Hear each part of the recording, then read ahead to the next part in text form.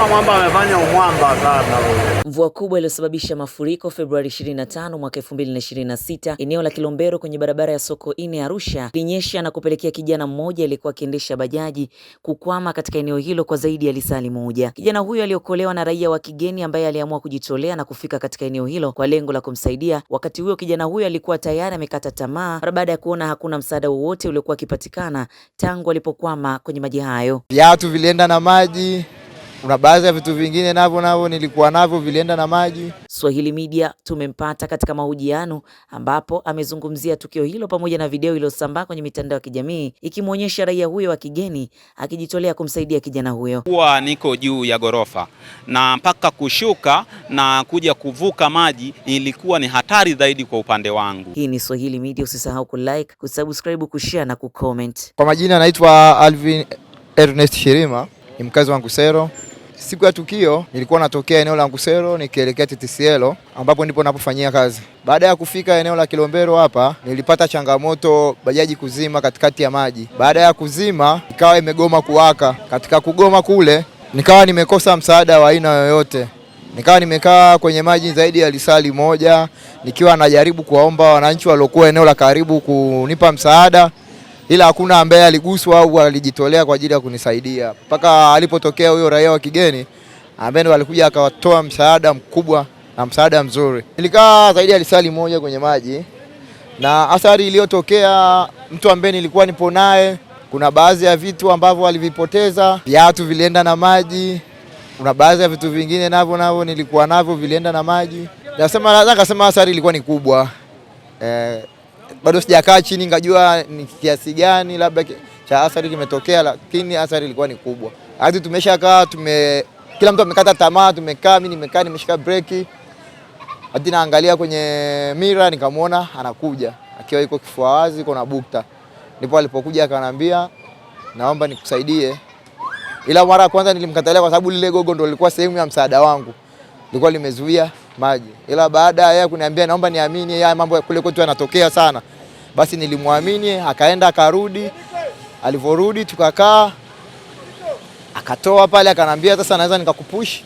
Akaja tena na kijana mwingine ambaye alikuwa nyuma na bajaji, akanisaidia, wakasaidiana na yule mgeni, mambo yakaenda. Changamoto iliyokuwepo pale tulipokuwa tumesimama, tulikuwa tuko karibu na mtaro. Na yule mtu alipokuwa amekaa mlango ulikuwa kutokea ni mmoja tu upande wa kushoto. Kwa hiyo pale alikuwa akitoka pale na maji pale ndo alikuwa ni mengi. Yalikuwa ni ngumu yeye kufanyaje kupata msaada wowote. Angeenda na maji kwa sababu yale pale bajaji ilipokuwa imepaki maji yalikata. Kwa hiyo mimi kwa upande wangu mimi nilikuwa na uwezo wa kushuka, lakini yeye kwa upande wake asingeweza kushuka. Nikaona nikimwacha nitamwacha katika hali ambayo sio salama. Mimi kwenye upande wa lugha najua lugha za kigeni zaidi ya 2-3. Kutokana na shule ambayo nilikuwa nasoma. Kwa sababu alikuja pale aliniambia huyu wa nyuma, nimejaribu kuongea naye ila lugha tumeshindwana. Na mimi nilipoongea ndo akanambia okay, kwa sababu because you understand English, akanambia basi no problem. I'll be back. Basi mimi nikamsubiri pale, akanambia trust me, nikamwambia haina shida. Kweli akanisaidia. Ni nguo zake aliziacha kwenye gari lake. Kwa sababu alikuwa na kwa sababu nilipokuja kumkuta mara ya pili alikuwa ameshachange zile nguo. Kwa hiyo nahisi alibakiwa na bukta ndani kwa ajili ya kuja kunipa msaada. Lakini nguo zake alikuwa nazo kwenye gari. Na yeye alivyoona sasa lile tukio aliamua kuchange nguo akashuka. Mimi namshukuru sana na ningetamani nipate nafasi ya kukaa naye na kuongea. Kwa sababu kwa msaada alionipa ni mkubwa sana. Katika lile tukio watu wengi walikuwa na rekodi. Kuna mwingine alikuwa amesimama hapa kwenye kibao cha Masjid Kiblatini na kuna mwingine alikuwa naye amesimama upande wa kule juu gorofani. Kwa hiyo mimi sikuwa interested nao sana kwa sababu gari niko kwenye hali ya hatari. Nimejifunza kusaidia. Mtu anapokuwa na shida kwa muda ule anahitaji msaada, anahitajika kusaidika. Haya mambo mengine ndio atafuata. Kwa hiyo msaada ni kitu kimoja cha muhimu sana. Na labda nitoe rai au kwa Watanzania wenzangu, mtu anapokuwa na tatizo, hebu tusiwe sehemu ya kuwa labda ya kuwachukua video, kuanza kuwanyima msaada mpaka anakuja mtu wa kigeni. Tujifunze kutokana na jinsi watu wa kigeni wanavyojua kuretreat watu, kuangalia na kuanili. Kwa sababu Uwezi kuniambia Watanzania wote waliokuwa hapa kwenye hili soko hakuna hata mmoja ambaye alijitolea, zaidi ya mgeni mmoja ambaye ndo aliyekuja na kunisaidia yeye akiwa peke yake, lakini kwa kuna watu zaidi ya 200 hapa sokoni. Nimeshakaa zaidi ya lisali moja kwenye maji.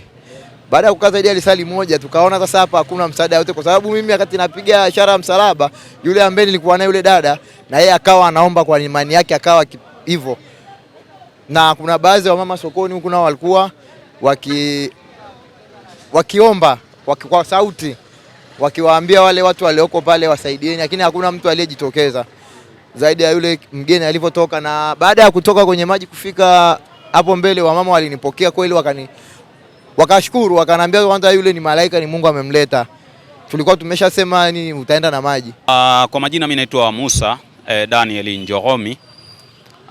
Siku ya ile tukio ambalo video iliyotrend kwenye mitandao ambayo kimsingi nilirekodi mimi mwenyewe, niliamua kuchukua hatua hiyo baada ya kupiga kelele kwa muda mrefu. Nilipiga kelele kwa muda mrefu nikiomba watu ambao walikuwa na uwezo wa kusogea kwa karibu waweze kusogea karibu ili waweze kumsaidia yule dereva bajaji aliyekuwa amekwama. Na by the way, baada ya kupiga kelele muda mrefu, raia mmoja wa kigeni ambaye alikuwa yuko nyuma kwenye foleni ya gari, baada ya kuniona nimepiga kelele muda mrefu, basi aliamua kushuka. Aliamua kushuka na kuvua shati, akabaki na bukta peke yake na kuelekea uelekeo wa kwenda kumsaidia. Kwa wakati anaelekea kumsaidia, basi hapo ndipo mimi nilianza kurekodi video. Na lengo la kurekodi video ni kwamba kujaribu kuja kushare na umma uweze kuona kwamba kuna haja ya sisi kama Watanzania kuthaminiana. Ukimwona mwenzako anapata shida yoyote, bila kujali ni unamjua au haumjui, lakini ni mwenzio, ni wajibu wako kuhakikisha unamuondoa katika mazingira hatarishi na kumuingiza katika mazingira salama. Hiki ndicho ambacho nilikuwa nimekitarget. Na by the way, baada ya kurekodi niliweza kushare kwenye account yangu ya TikTok ya Musa D Njoromi.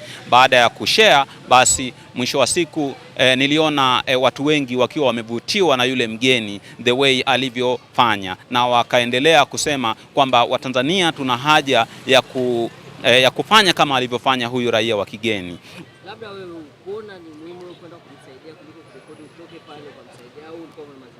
Okay, ilikuwa ni muhimu sana, na by the way nilikuwa niko juu ya gorofa na mpaka kushuka na kuja kuvuka maji ilikuwa ni hatari zaidi kwa upande wangu, kwa sababu ningevuka basi kulikuwa maji yamejaa kwenye mtaro. Kwa eneo la kuvuka kwangu lingekuwa ni eneo hatarishi zaidi, lakini nilichokifanya mimi niliweza kupaza sauti na kuwaambia wale ambao walikuwa na maeneo ambayo ni salama kuweza kusogea karibu na yule dereva bajaji ili waweze kumsaidia. Hiyo ndo ilikuwa lengo langu, na pengine ningekuwa karibu kama wengine ambao walikuwa karibu, hakika ninakiri wazi kwamba ningesogea katika eneo hilo kwa ajili ya kumsaidia mwenzangu dereva bajaji.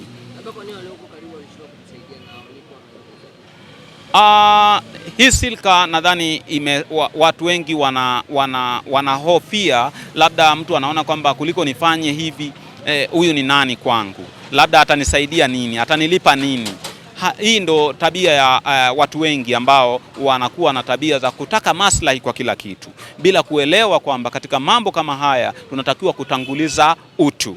Utu ni kitu cha maana sana kwa kila mtu. Unatakiwa umuone ndugu yako kama wewe mwenyewe, kama unavyojiona wewe. Na hiki ndicho kitakachotusaidia sisi kujenga upendo baina yetu, na hata kesho na kesho kutwa wewe huwezi kujua nini kitakutokea na atakusaidia nani. Kwa cha msingi nilitamani kwamba watu wajaribu kuwa na utu.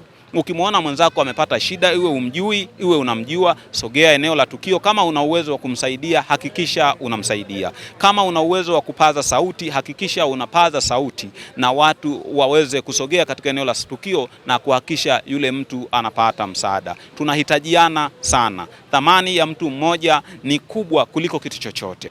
Kwenye bajaji niliona ndani kulikuwa na mdada mmoja ambaye alipitisha mkono kwenye bajaji kwa juu, akiita magari makubwa yasogee karibu ili kublock ile bajaji in case itazidiwa nguvu, basi iegemee kwenye gari kubwa. Hakuna aliyeweza kuthubutu mpaka alipotokea raia wa kigeni alishuka kwenye gari yake, akaweza kupima uzito wa maji na kuona kama anaweza kutembea. By the way, alikuwa na uzoefu mzuri sana wa kutembea kwenye maji.